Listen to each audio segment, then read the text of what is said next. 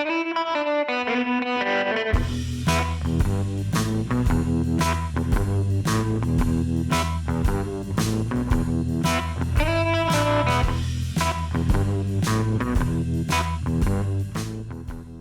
and welcome to the Imaging Wire Show. My name is Brian Casey and I'm managing editor of the Imaging Wire.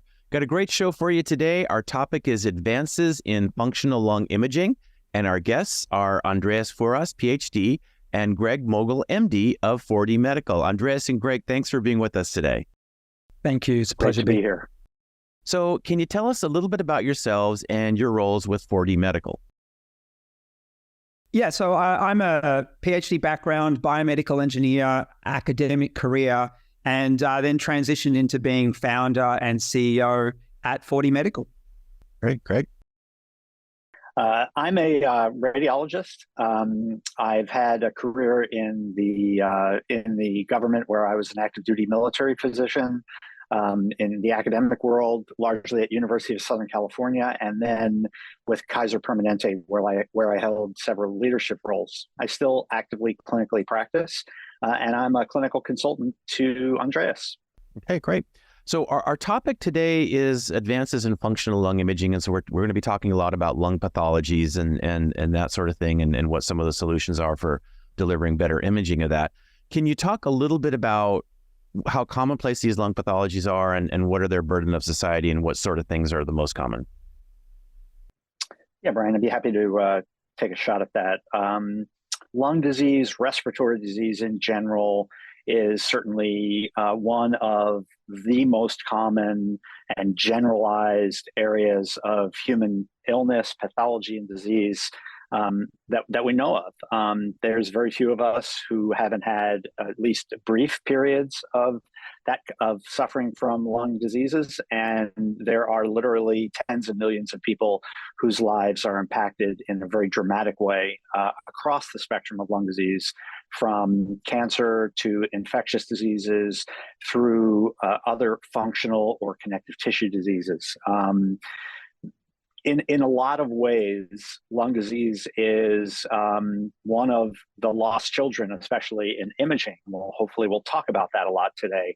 The traditional anatomic solutions to studying the lungs are very limited compared to what we see in the other organ systems. And so the generalized nature of the complaints of shortness of breath or difficulty breathing are so protean and so complex and difficult to even explain and subjective that this is an area of human suffering that really needs a lot more attention.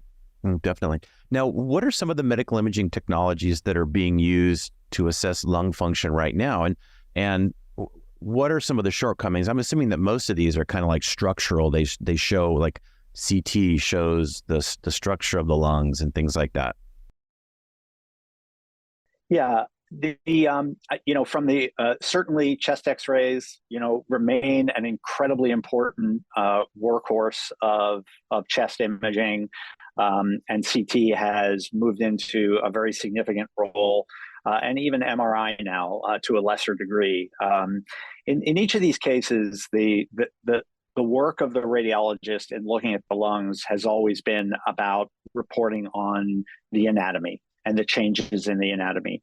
And among organs, the lung is a complex organ with respect to its anatomic structure and its relationship to disease. As a brand new first-year resident in radiology many, many decades ago, we learned that the correlation between symptoms and the appearance of these structures is highly unreliable. The imaging changes lag or lead other symptoms. And this has really been the bane of our existence, in trying to image and understand how people are living with limited respiratory capacity, when in many cases, our traditional anatomic or structural imaging is really unremarkable. Now, Andreas, when did you start looking at alternatives to existing technology for lung function? What brought you to that as founder of 4D Medical? So I was initially in my early career, an aeronautical engineer, and worked in imaging in that space. But my real passion was in medical research. So I was an academic. I was a medical researcher and transitioned quickly into medical imaging. And from there, I was, working across a whole range of areas, the brain, the heart, and the lungs. But I quickly saw that the lungs had been left behind. There was a real technological gap in the lungs.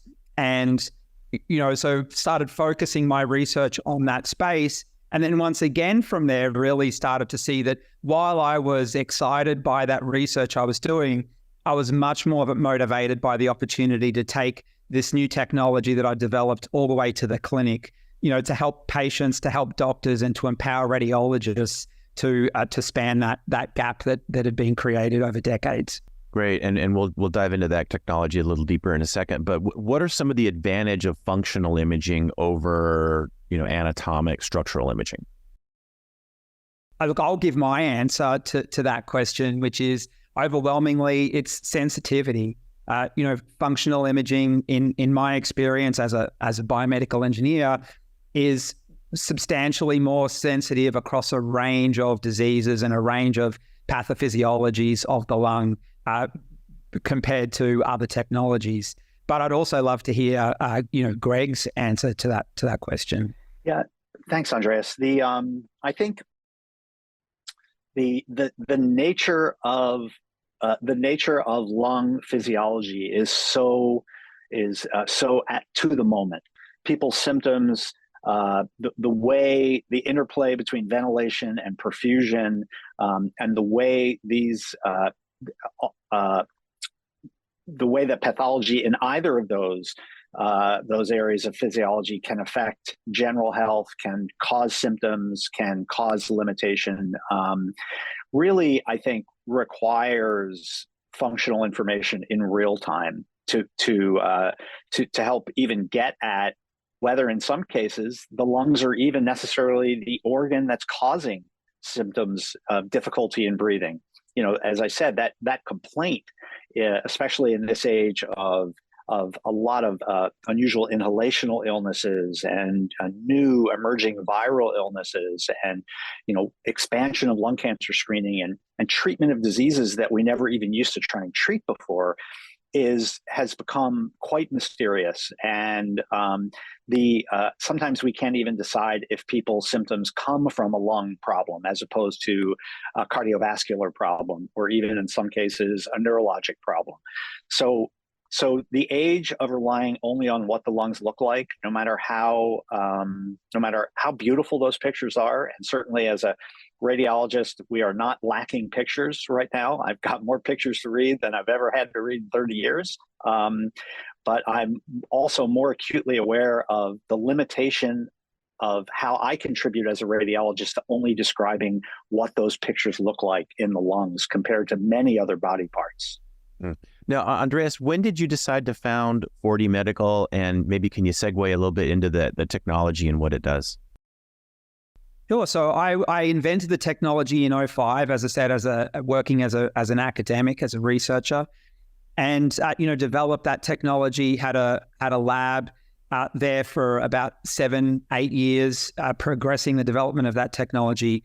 But over the years, particularly 10, 11, 12, as I said, really started to see the unmet need clinically. And so in 2013, made the big decision, founded 4D Medical, quit my tenured chair at the university, had the long discussion with my wife, sold the house, and then eventually picked up from the home of this accent in Australia and moved to the US to lead the business from there. Great. So you went all in. So what exactly does the technology do? Very simply, our flagship technology, XV, measures airflow throughout the lungs during all phases of the breath. We measure, to get a little bit more quantitative, we measure about 10,000 points of ventilation or airflow in the lungs at 14 phases of the breath during every breath. And where is this something that comes from CT scanners in the field? Where does the image data come from? Yeah, look, we're progressing towards being a platform that's somewhat agnostic to the imaging platform that it sits on top of. XV, our flagship technology, sits on top of X-ray fluoroscopy. So it's a fluoroscopic technology. Takes about 3.5 minutes to do the imaging. About 20 seconds of time with the technician's foot on the pedal, and delivers about the amount of radiation of two chest X-rays. So it's a very simple, easy, and non-invasive technology. We are now shifting that where we have before the FDA right now an equivalent of that technology that sits on top of CT. And, soon we'll be adding the capacity to measure perfusion on top of that capacity to measure ventilation. So we're really looking to be a platform that can sit on top of fluoroscopy or CT, and that can really be a radiologist's choice as to where to send their patient. So essentially, what drew me to the company and what I'm so excited about in working for Andreas, is related to the fundamental idea that we use post-image processing. We use software to extract functional information from traditional anatomic information devices. So as Andreas just very clearly put, fluoroscopy is in every facility. CT is in every facility. Our goal is to basically not leave that functional information that we know is in there on the table when patients are getting these studies. So, our goal is to really bring functional imaging to every corner, not make it a hard to reach, hard to find, expensive piece of very limited information, but to really put it in the mainstream of conversations between radiologists and referring clinicians. Now, if I were a customer of yours and I just started using the technology, and let's say that I had my own CT scanner, how would the process work? Yeah, so subject would come in, receive a CT in the way that you've been delivering chest CTs to your patients for years. Then our software would reach into your PACS, grab the images off it, run the analysis, and then deliver back to you, the functional data, so that you could then read it and add that information to the information that you can ordinarily provide. Great. And how long does that turnaround take about? It's about it's less than an hour to do that turnaround. Oh, so it's pretty fast. Yeah. Great. Now, do you feel like using software to extract this data is giving you more detailed and actionable information compared to existing imaging? Greg? Yeah. Yeah. So the existing forms of imaging and even non-imaging, I mean, if you look at how pulmonologists and radiologists currently extract functional information about what the lungs are doing, certainly you've got 150-year-old pulmonary function tests, spirometry, blowing into a tube. I'm not a pulmonologist, and I'm not in any position to say anything about that technology other than I'll leave what I said there. It's 150 years old. Radiology and imaging have developed some functional tools, including, the very well-established VQ scans, the ventilation and perfusion nuclear medicine scans that have been around for quite a long time. That have their strengths and weaknesses. And I'd say among the key weaknesses are the complexity in acquiring that study, that's sometimes just a geographic distance, the variability between studies, and for many radiologists who don't spend all their day doing nuclear medicine, the nature of those images. At the other end of the spectrum, we have emerging technologies that are available. I use the word available loosely, but such as hyperpolarized MRI, which is, a very exciting, very important technology that is giving, interesting and important ventilation information about lung health. It's still in very limited availability, requires a lot of expensive and difficult to implement hardware.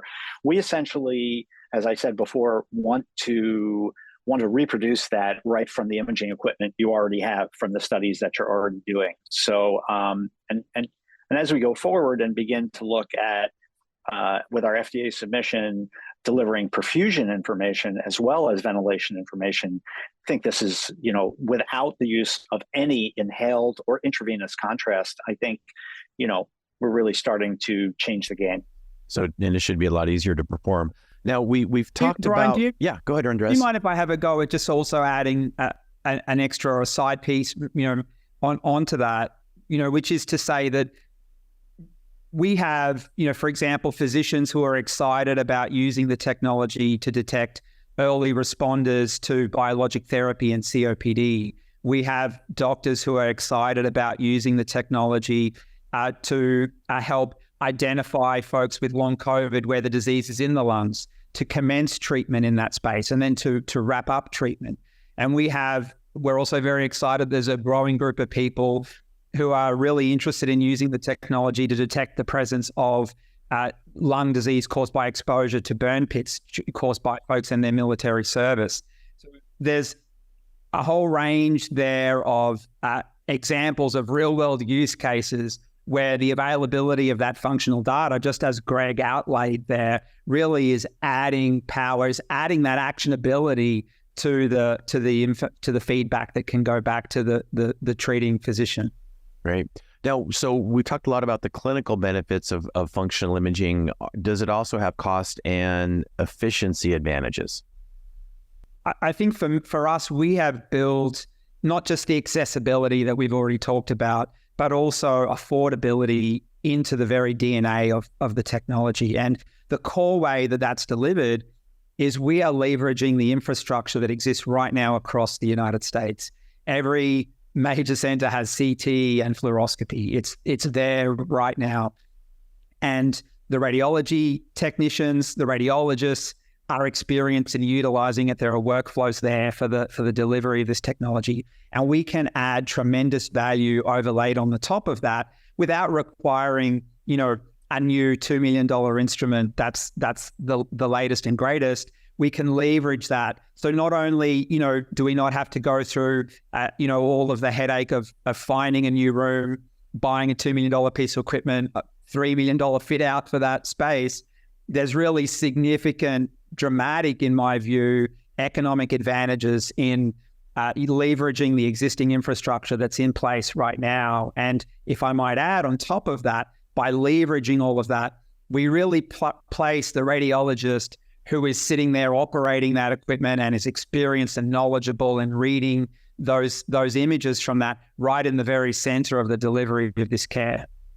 Great points. Now, Andreas, you mentioned veterans and some of the environmental toxins that they've been exposed to during their service. There's a new law that's been enacted. It's called the PACT Act, P-A-C-T, and it expands VA healthcare and benefits for veterans who were exposed to environmental toxins, things like burn pits and Agent Orange. What role can your technology play in that initiative? We could not be more committed as an organization and to delivering care to these veterans who have served, and I can say someone who's living in America, but as a global citizen, these folks who have served all of us and put themselves in harm's way for us. And I will add that, myself and Greg have both worn uniform. And in fact, about 40% of our US team is veteran service connected. That's something that we're also very proud of. This condition, and is that folks are coming back from their service with, is really problematic. It's really a difficult condition, and particularly not only in what it does, how patients feel and how it impacts their life and their function, but that studies have shown you can't detect it on X-ray, you can't detect it on CT, you can't detect it on pulmonary function test.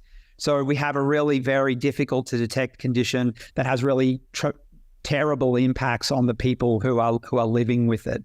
And we're excited to say that the sensitivity of our technology allows us to see that condition quite clearly. And so, because, as I said, the standard imaging technology does not help these veterans, the only choice they have today would be a surgical biopsy, 3-day stay in hospital, quite an invasive and unpleasant procedure, or our 3.5 minute test that delivers about the same radiation as 2 chest X-rays. We're really excited about that. Our technology is FDA approved. It's ready for prime time. As I said, it layers on top of existing infrastructure that's already in every VA or every center that treats veterans right now today. So we're really gearing up to get our technology out there and to scan the millions of folks, as to triage them so that we can see what's happening and to help them get the care that they deserve. Great. Well, hopefully we'll have veterans being able to use your technology, in the very near future. So in the next few weeks, we've got RSNA coming up, the RSNA meeting, and you exhibited at your first RSNA in 2022. Is that correct? That's absolutely right. Yeah. Great. And so what do you have planned for this year's meeting? What can we look forward to from 4D Medical? We're extremely excited to be there. My view of us as a company that is, just in these early stages of getting our technology from the drawing board, from the from the laboratory out into the clinic, as a company that's just making those steps of being out in the clinic now for about 2 or 3 years, the biggest opportunity for us is to be able to speak to radiologists, to talk to them about what the opportunity is and how our technology can assist them in doing the things that they perhaps have felt like they've had one arm tied behind their back for years in serving their patients and referring physicians. Look, really excited about the opportunity just to meet with them, to show them the technology, to show them the capability, and to have conversations with them about how we can help them in their practice. Could I also say there's 2 other things that I think for RSNA, I'm very excited to meet with my fellow radiologists and sort of drive home the point that clinicians are asking for this technology. And I've seen over the long span of my career promising imaging technologies that didn't really appropriately engage radiology early. I don't want to name any of them, but every radiologist knows that there are powerful technologies that only can be delivered at scale when it's done with the radiologists, the PACS infrastructure, the informatics infrastructure. And so we as a company, while we have a lot of excitement from pulmonologists or respiratory physicians, as they're known in Australia, pulmonologists here, we need to engage the radiologists now, because we don't want these images to end up as orphan images. We need these images to be, this information to be naturally encoded into the radiologist report. Just another line in their voice recognition, adding function, which I think clinicians will begin to expect. And we will also we'll be at booth 2369 in the South Hall. Looking forward to seeing everyone there. We'll also have a device that is being manufactured in Australia, which is a dedicated device that obviates the need for fluoroscopy. So it's a really interesting device. We had it there last year that can produce images for this XV calculation from a seated individual through tidal breathing. This is again who we are is getting this functional information. And so we're also moving into this space, looking at how we can provide hardware when the hardware doesn't exist, or possibly even in mobile or remote settings. So hope to see everyone at RSNA and show them that and say hello. Great, thanks. Andreas, any parting words? Look, I'd love to see you at booth 2369 and continue the conversation. All right, very good. Well, Greg Mogel, Andreas Fouras of 4D Medical, thank you both for being with us here on the Imaging Wire show. It's a great show. It's great learning about your technologies for functional lung imaging, and I will look forward to seeing you both at RSNA. Thank you so much. Thank you, Brian. Signing off for the Imaging Wire, my name is Brian Casey.